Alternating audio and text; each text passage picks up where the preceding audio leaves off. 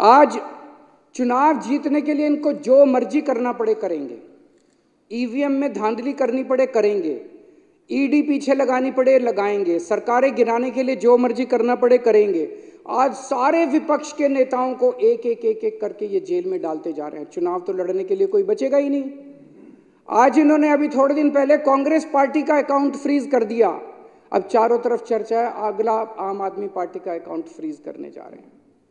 खुलेआम कह रहे हैं हम तो 370 सीट लड़ रहे जीत रहे हैं। 370 कहने का मतलब यह है इस देश के 140 करोड़ लोगों की जरूरत नहीं है। वो कह रहे हैं तुम जाओ भाड़ में, 140 करोड़ लोग गए तेल लेने, हमें तुम्हारी जरूरत नहीं है और ना तुम्हारा वोट चाहिए, घर बैठना।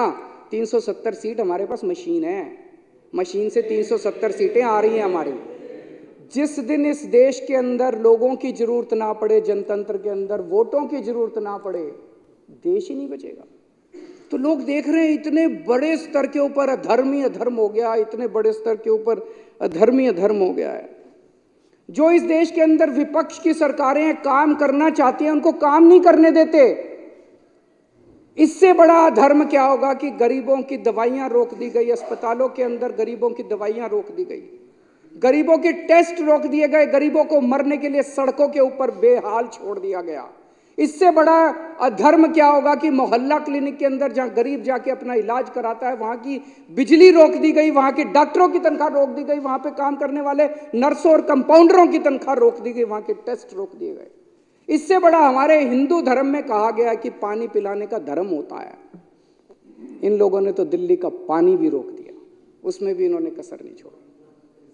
तो लोग देख रहे हैं जितनी सरकारें हैं पंजाब के अंदर, हम जितने काम करने की कोशिश करते हैं, पंजाब भगवान की दुआ से फुल स्टेट है, उतना ये नहीं कर पाते, वहां भी इन्होंने हस्तक्षेप करने में कोई कसर। जितनी ऑपोजिशन नहीं, तमिलनाडु के ले लो, वेस्ट बंगाल के ले लो, केरला की ले लो, कर्नाटक की ले लो, हर जगह ये लोग अपना टांग अड़ाते हैं, काम नहीं करने देते लोग।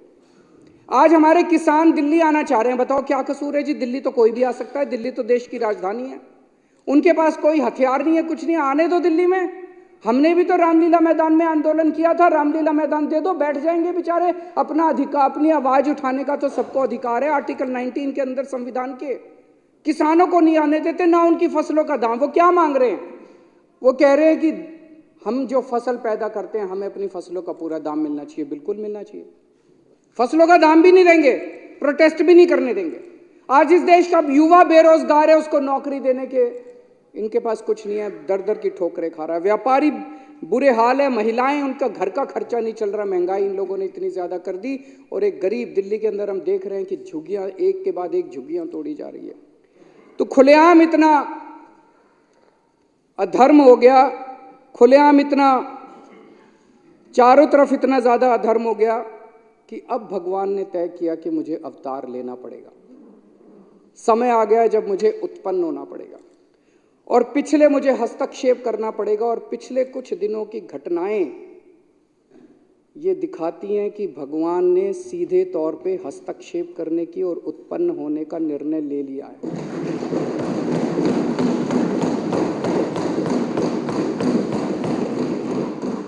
तीस जनवरी को चंडीगढ़ में मेयर का चुनाव हुआ। सुबह वोटिंग पड़ी, वोटिंग पढ़ने के बाद एक प्रिजाइडिंग ऑफिसर था, पीठासीन अधिकारी अनिल मसीह, इन्हीं का आदमी था। अनिल मसीह तो मोहरा है, पीछे तो वो हैं, उन्हीं का आदमी था। उस दिन इन लोगों ने तय किया कि आज उस हॉल के अंदर द्रौपदी का चीरहरण करेंगे। उन लोगों ने, इन कौरवों ने तय किया कि आज हम जनतंत्र का, भारतीय जनतंत्र का चीरहरण करेंगे। पूरी प्लानिंग करके आए थे। उसने तय किया कि मैं असली वोटों के ऊपर उनको ठप्पे मार मार के, डिफेस कर करके उनको इनवैलिड घोषित कर दूंगा और हारे हुए को जिता दूंगा। अब वहां पे श्री कृष्ण जी पहुंच गए द्रौपदी का चीरहरण रोकने के लिए। उस कमरे में दिखाई नहीं दिए किसी को, दृश्य थे, लेकिन थे वहां पे। आप लोगों ने अगर वीडियो में देखा हो, वीडियो में वहां जितने बीजेपी वाले मौजूद थे सारे कह रहे हैं कैमरे ऑफ करो, कैमरे। देखे आपने वीडियो? सारे चिल्ला रहे हैं कैमरे ऑफ करो, कैमरे ऑफ करो। कैमरे ऑफ क्यों नहीं हुए? श्री कृष्ण जी वहां मौजूद थे, उन्होंने कैमरे ऑफ किए। इन्होंने पूरी कोशिश करी, इन्होंने पूरी कोशिश करी कैमरे ऑफ करने की, उस दिन कैमरे ऑफ नहीं हुए। ये कोई संयोग नहीं है, ये ऊपर वाले का इशारा है, ऊपर वाले का हस्तक्षेप।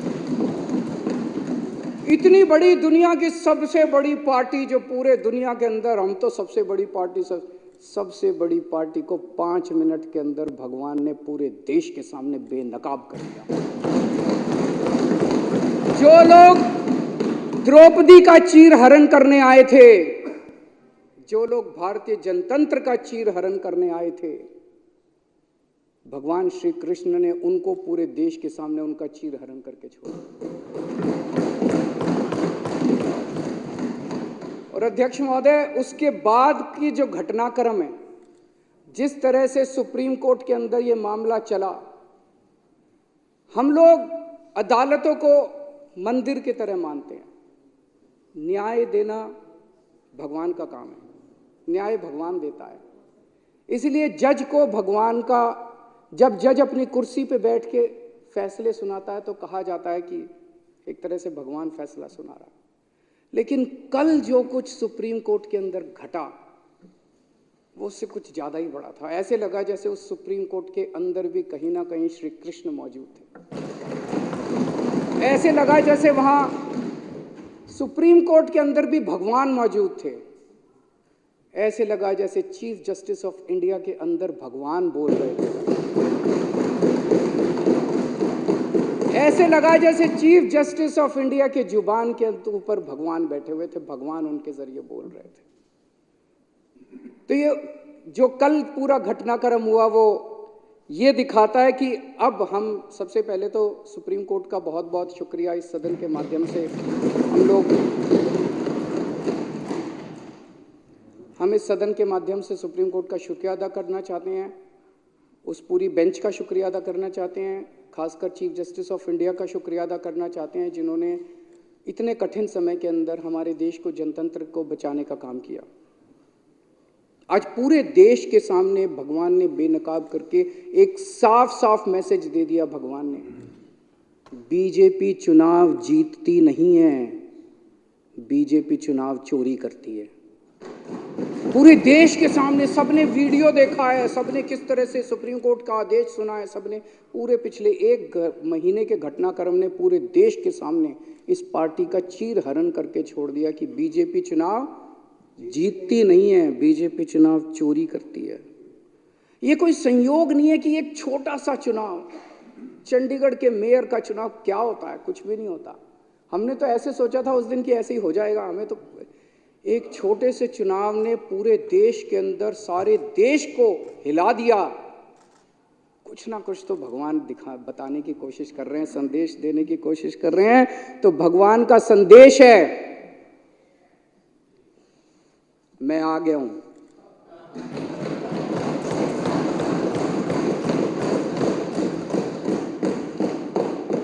बीजेपी पाप कर रही है, बीजेपी अधर्म कर रही है, अब ये नहीं चलेगा। जिन लोगों को लगता था बीजेपी हार नहीं सकती, भगवान ने दिखा दिया कि अगर चंडीगढ़ के मेयर का चुनाव हार सकती है तो बीजेपी देश का चुनाव भी हार सकती है। भगवान ने पूरे देश को एक कॉन्फिडेंस देने की कोशिश करी है कि हिम्मत मत हारो, खड़े हो, तुम लोग एक बहुत बड़े देश के निवासी हो। भारत के लोग एक बहुत बड़ी संस्कृति, हमारा कल्चर 3000-4000 साल पुराना है। डर के मत बैठो, खड़े हो, आप अपना कर्म करो, तुम लोग अपना कर्म करो। कई लोगों को इस देश के अंदर लगता है कि अब तो ईवीएम में गड़बड़ी हो गई, वोट डाल के क्या फायदा है। भगवान कह रहा है बिल्कुल नहीं, वोट डालने जाओ, ईवीएम को मैं संभाल लूंगा। सारे जने वोट डालने जाओ, कोई बिना वोट के मत रहना। वोट डालने जाओ, आवाज उठाओ, प्रदर्शन करो, इनके खिलाफ खड़े हो, भगवान तुम्हारे साथ है।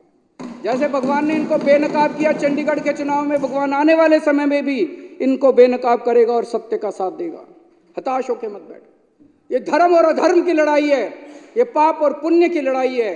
अब आप लोगों को तय करना है कि आप धर्म के साथ हो कि आप अधर्म के साथ हो, आप पाप के साथ हो कि आप पुण्य के साथ हो।